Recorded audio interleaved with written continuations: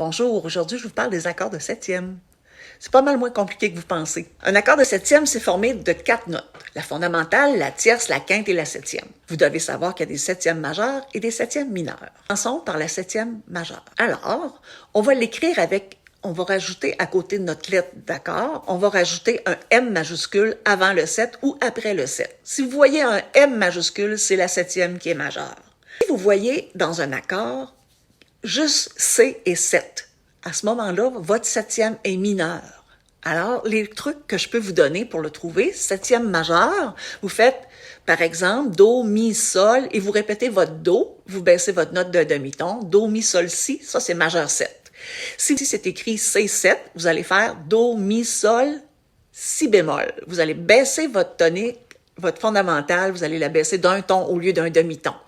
Alors, c'est très simple. Quand il y a un M minuscule, le M minuscule s'adresse simplement à la première partie de l'accord, c'est-à-dire l'accord parfait. Les 3 premières notes, la tierce est mineure quand il y a un M minuscule. Alors, si je dis C, M minuscule, 7, M majuscule, je vais avoir comme accord Do, Mi bémol, Sol, Si. Et si j'ai un Do mineur, M, 7, pas de M majuscule, j'ai la septième mineure, donc je vais baisser d'un ton.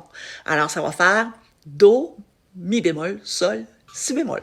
Alors, vous voyez, c'est simple comme ça. Et je vous fais penser, pour les petites mains, puis pour aider pour les enchaînements aussi, servez-vous des renversements, ça va vous aider à faire des plus beaux enchaînements, et puis vous allez avoir plus de plaisir à jouer aussi. Si vous avez ça prend des grandes mains et vous avez des petites mains, mais là, vous allez pouvoir toujours vous débrouiller pour pouvoir faire le lien entre vos accords.